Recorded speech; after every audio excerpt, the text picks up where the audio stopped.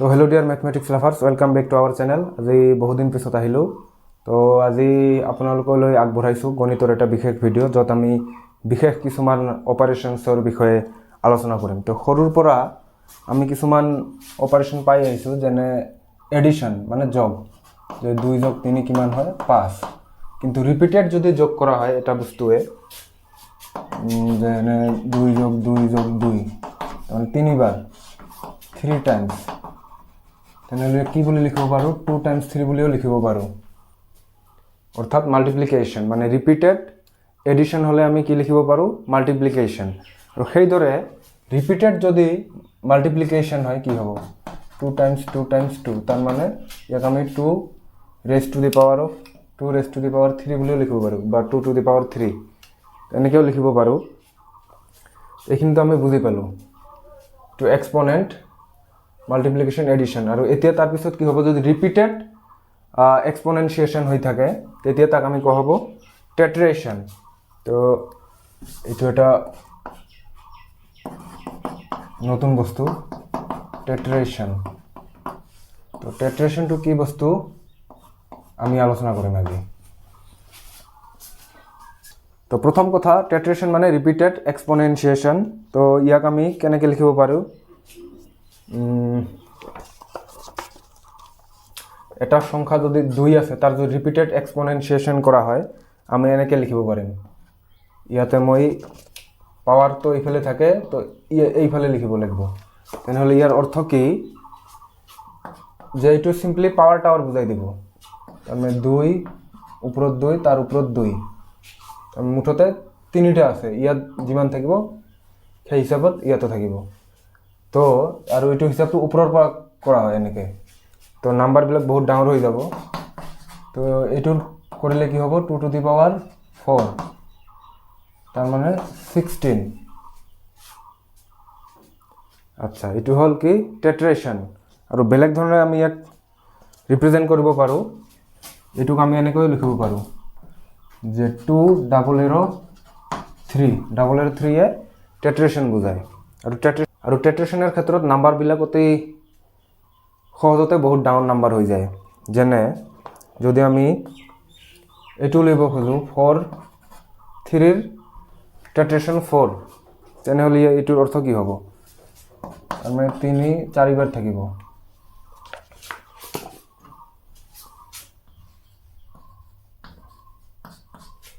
তো এইটো কি হ'ব? ওপৰৰ পৰা হিচাপ হ'ব 3 টু দি পাৱাৰ, এইটো কি হয় 3 কিউব। 3 কিউব মানে এই 3টো আছে আৰু এইটো 27। 3 টু দি পাৱাৰ, এইটোতো বহুত ডাঙৰ সংখ্যা হৈ যাব। তো এইটো হয় কিমান? 7 6 2 5 5 9 7 4 8 4 9 8 7। তো এইটো ইমানবাৰ পূৰণ কৰিলে কিমান হ'ব? 3ক 3 টু দি পাৱাৰ ইমান, বহুত ডাঙৰ হ'ব। এই সংখ্যাটোত প্ৰায় consist of this number consist of 3 trillion digits. আৰু 3 ট্ৰিলিয়ন ডিজিটছ বহুত ডাঙৰ কথা। 3 ট্ৰিলিয়ন ডিজিটছ লিখিব লাগিলেও বহুত ডাঙৰ স্পেচ লাগিব। তাৰ এটা মই সৰু এক্সাম্পল দি আছোঁ। তো মোৰ লগত এখন কিতাপ আছে, ইয়াত বহুত পেজ আছে, প্ৰায় কিমান হ'ব? পেজ আছে ইয়াত 254। তো 254 পেজত মই ইয়াতে পাইৰ 1 মিলিয়ন ডিজিটছলৈকে প্ৰিণ্ট কৰিছোঁ। তো তেনেহ'লে যদি ইয়াত 3 ট্ৰিলিয়ন ডিজিটছ থাকে, তাৰমানে 30 লাখ এনেকুৱা কিতাপ 30 লাখ লাগিব। কিন্তু যিহেতু মই ইয়াত এফালেহে প্ৰিণ্ট কৰিছোঁ, বোথ পেজ প্ৰিণ্ট কৰা নাই বা বোথ ছাইড প্ৰিণ্ট কৰা নাই, তো তাৰমানে ইয়াৰ আধা 15 লাখ। অৰ্থাৎ এনেকুৱা কিতাপ 15 লাখখন লাগিব জাষ্ট এই নাম্বাৰটো লিখাৰ কাৰণে।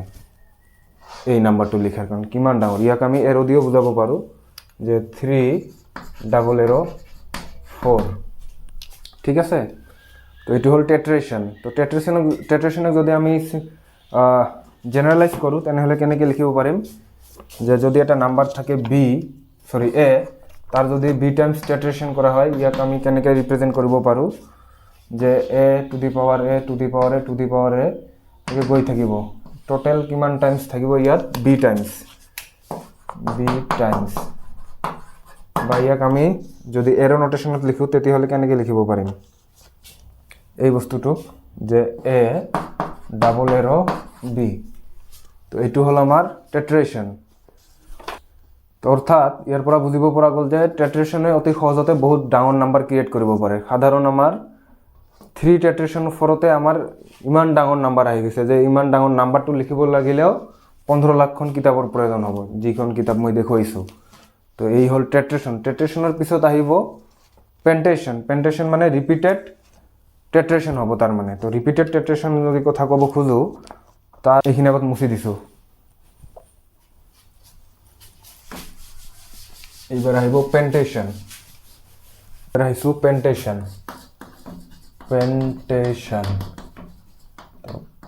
মানে ৰিপিটেড টেট্ৰেশ্যন তো গ'ল টেট্ৰেশ্যন মানে পাৱাৰ টাৱাৰ তো পাৱাৰ টাৱাৰবিলাক ওপৰৰ পৰা এনেকৈ কৰা হয় তলৰ পৰা নহয় বহুত ডাঙৰ নাম্বাৰ গঠন হয় তাৰ মানে তাৰপিছত আহিল পেণ্টেশ্যনক 3 এৰ' দি বুজোৱা হয় পেণ্টেশ্যন 3টা এৰ' থাকিব বা এইটো আমি বেলেগ ধৰণৰ লিখিব পাৰি যে যদি এটা নাম্বাৰৰ পেণ্টেশ্যন কৰা হয় কাৰ লগত বিৰ লগত এনেকৈ লিখিব পাৰি আমি তো এইটো কি বুজাব যে এ পেণ্টেশ্যন বি এইটোক আমি এনেকৈও লিখিব পাৰিম যে এ ডাবল এৰ'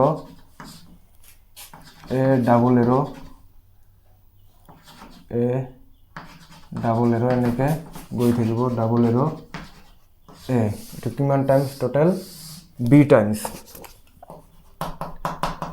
তো ইয়াৰ এক্সাম্পল চাওঁ বাইটো তো ইয়াৰ এক্সাম্পল চাইছোঁ যে 2 ডাবল এৰ' ডাবল নহয় ট্ৰিপল এৰ' 3 মানে 2ৰ পেণ্টেশ্যন 2 পেণ্টেশ্যন 3 আচ্ছা তো ইয়াক আমি কেনেকৈ লিখিব পাৰোঁ এৰ' নোটেশ্যন দি অলপ বুজাত কঠিন হয় অলপ সহজ কৰি দিছোঁ ইয়াক আমি এনেকৈ লিখিম 2 টেট্ৰেশ্যনৰ টাইমত ইয়াত লিখিছিলোঁ পেণ্টেশ্যনৰ টাইমত ইয়াত লিখিম 2 পেণ্টেশ্যন 3 তাৰ মানে ইয়াৰ 3বাৰ কি হ'ব টেট্ৰেশ্যন হ'ব তাৰমানে 2 2 2 3বাৰ হ'ল আৰু এই ওপৰৰ যিটো আছে টেট্ৰেশ্যনটো তাৰ মানে 2 টেট্ৰেশ্যনটো ইয়াৰ অৰ্থ কি আছিল আকৌ 2 তাৰ পাৱাৰটা 2বাৰ তাৰ মানে 4 তাৰ মানে 2 টেট্ৰেশ্যন 4 তো ইয়াৰ অৰ্থ আকৌ কি হ'ব 2 তলত লিখি দিছোঁ ইয়াৰ অৰ্থ হ'ব 2 2 2 2 4বাৰ টোটেল 4 টাইমছ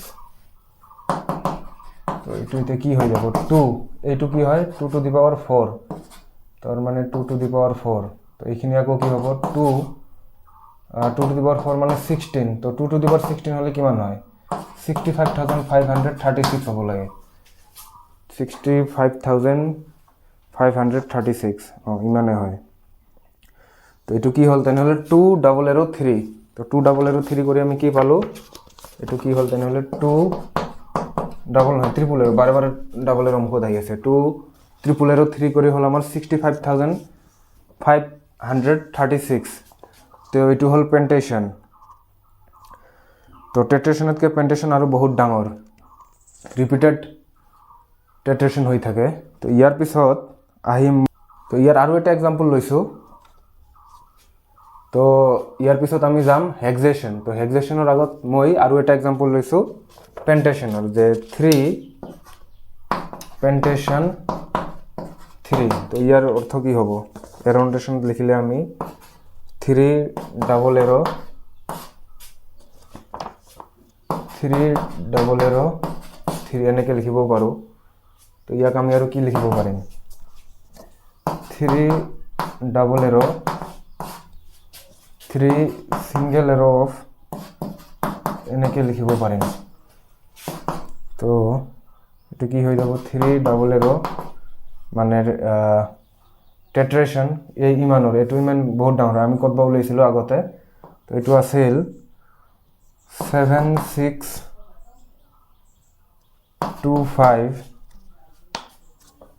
597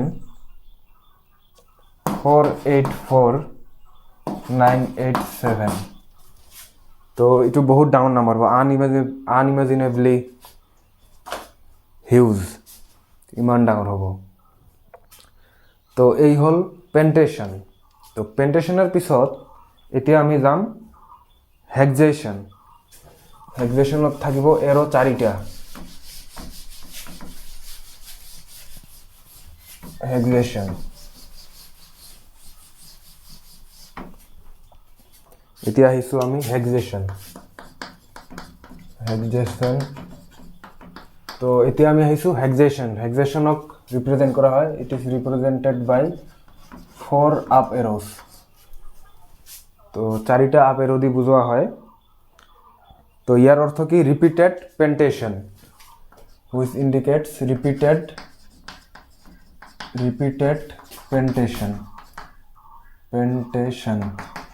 আকৌ পেন্টেশ্যন মানে ৰিপিটেড টেট্ৰেশ্যন আৰু টেট্ৰেশ্যন মানে ৰিপিটেড এক্সপনেনচিয়েশ্যন আৰু এক্সপনেনচিয়েশ্যন মানে repeated multiplication and multiplication means repeated addition তো হেক্সেশ্যনক 4টা এৰোৰে বুজোৱা হয় ইয়াৰ এটা এক্সাম্পল লৈছোঁ হেক্সেশ্যনটো আৰু বহুত ডাঙৰ হ'ব তো ইয়াক জেনেৰেলি যদি আমি ডিনোট কৰোঁ কেনেকৈ ডিনোট কৰিব পাৰিম এটা নাম্বাৰৰ এৰ যদি হেক্সেশ্যন কৰোঁ 4 এৰো বি ইয়াৰ অৰ্থ কি হ'ব